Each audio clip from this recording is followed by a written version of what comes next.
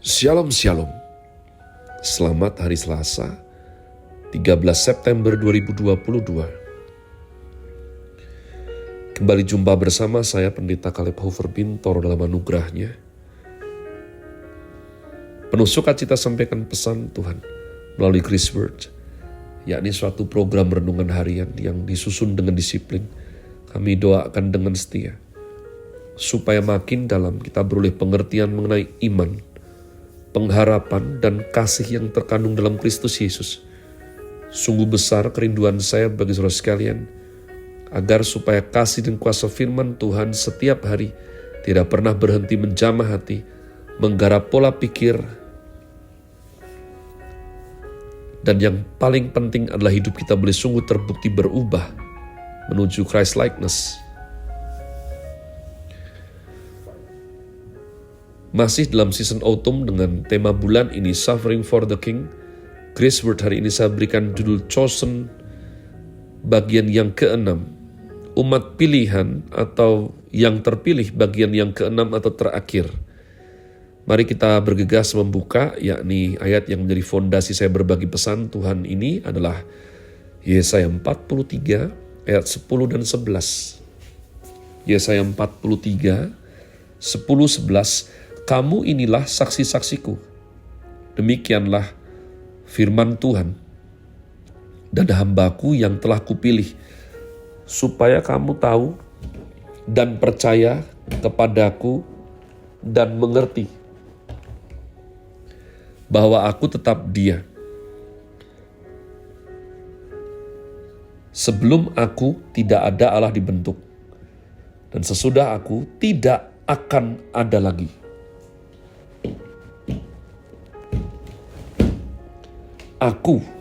Akulah Tuhan, dan tidak ada juru selamat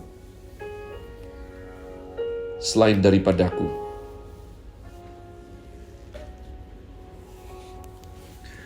Nah, umat Tuhan, kita sudah belajar bagaimana tahu, yada, percaya, dan bagian terakhir adalah being, mengerti, understanding, memahami. Dan bahwa kita sudah setuju, pengertian itu anugerah. Bisa mengerti itu anugerah. Saya himbau, sarankan, setelah berulang kali melayani, mengawal, merekonsiliasi, memulihkan by the grace of the Lord hubungan orang tua anak, pasangan, sahabat, keluarga rohani. Saya tengarai orang-orang yang susah mengerti itu berkaitan dengan susah mendengar umat Tuhan. Sukanya berbicara, tapi ketika mendengar belum selesai dia langsung potong. Sukanya langsung potong. Nah, saya saran dan himbau itu tadi, yuk jadi orang yang mendengar dengan tuntas.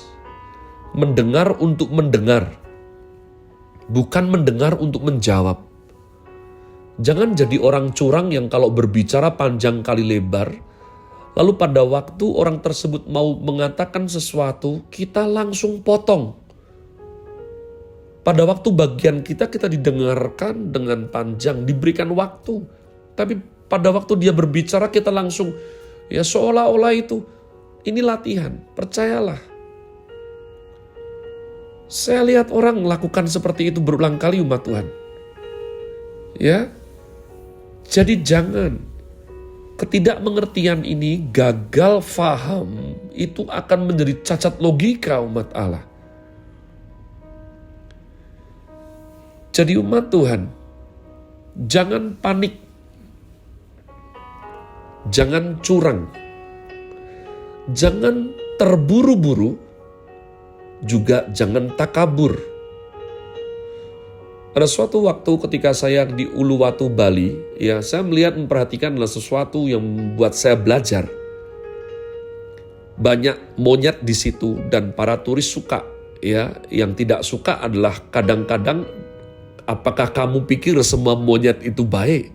Ya, seperti manusia tidak semua baik. Monyet ternyata juga seperti itu.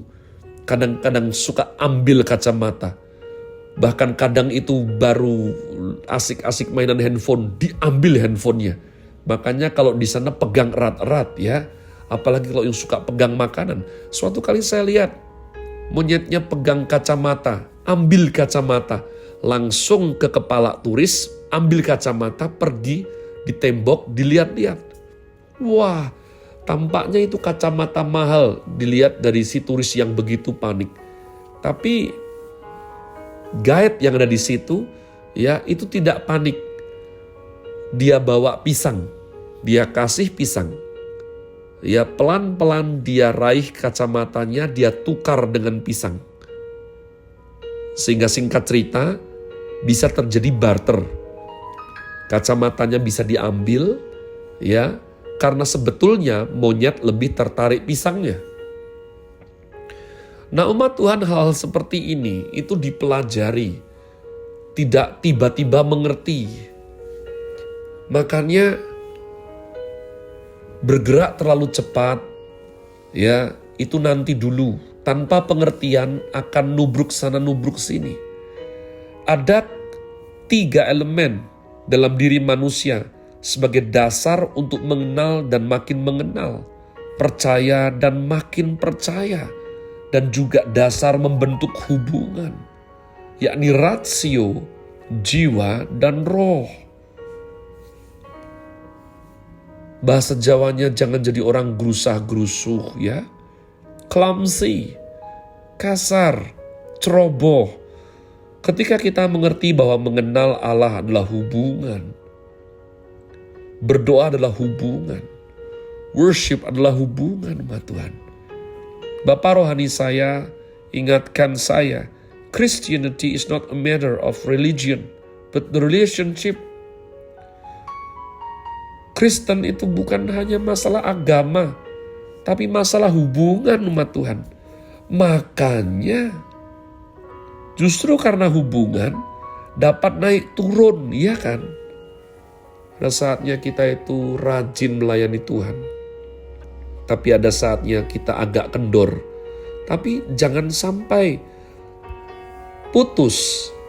Begitu kendor, itu alarm untuk kita itu menguatkan hati. Makanya karena hubunganlah dapat terjadi salah paham. Nah, orang yang tidak belajar biyin atau mengerti sering salah paham dan berujung kepada kehancuran. Pada akhirnya, kualitas hubungan akan berfondasikan pada hubungan itu sendiri. Perhatikan, kualitas suatu hubungan akan berfondasikan pada hubungan itu sendiri. Seberapa kita tahu, seberapa kita percaya, seberapa kita mengerti. Nah, inilah yang dikatakan oleh Bapak Yesaya. Ya, seberapa kita tahu, seberapa kita percaya, seberapa kita mengerti pribadi yang kita sembah, yang kita sebut Tuhan, yang kita akui sebagai juru selamat kita. Kalau kamu tidak menang dalam tahu, percaya, mengerti, maka tinggal tunggu waktu. Rapuh pasti. Tanpa hal tersebut, maka dalam pemikiran kita akan ada yang disebut sebagai disconnection. Hubungan yang terputus. Sehingga selalu melahirkan yang namanya alternative thought. Pemikiran alternatif. Pemikiran alternatif. Berkiblat kepada pemberontakan. Terus-menerus secara berkala mempertanyakan Tuhan, meragukan Tuhan, mempersalahkan Tuhan. Ya, dan alternative thought ini selalu berbasis pada kedagingan, keuntungan diri sendiri. Apa keuntungannya? Apa keuntungannya? Tahukah umat Tuhan, hubungan yang berbasiskan ini menurut kitab Hosea itu adalah mental pelacur. Ya. Gak mungkin kuat umat Tuhan. Yang terkuat itu true love.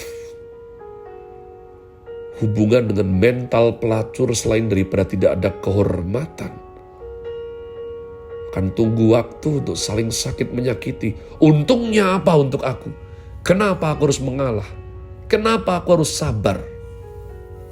Nah umat Tuhan, indahnya Alkitab kita mengajarkan kita ini mempelai wanita. Gereja itu mempelai wanita. Kristus mempelai pria. Saudara lihat, di zaman modern sekarang, Amerika, Europe menyedihkan. Kekristenan, ya, banyak digoncang. Namun jangan khawatir, di India, kebangunan rohani juga ada. Dulu Korea Selatan, sekarang juga baru digoncang. Tapi di segala tempat, roh Tuhan masih bekerja. Hingga selamanya, pencarian akan Allah yang benar. Perjuangan akan cinta sejati, serta kebenaran yang murni akan selalu menjadi polemik atau pergumulan umat manusia. Oleh karenanya, bersyukurlah barang siapa menerima anugerah Tuhan untuk percaya dalam nama Tuhan Yesus. Karena bagi dialah Tuhan menyatakan dirinya serta menuntunnya dalam jalan-jalan keselamatan, yaitu melalui pernyataan di dalam Kristus Yesus. Kita bisa beroleh karunia untuk memahami, untuk mengerti. Kalau itu terjadi, hidup kita tidak akan mudah diombang-ambingkan lagi umat Tuhan. Have a nice day. Tuhan Yesus memberkati saudara sekalian. Sola Gratia.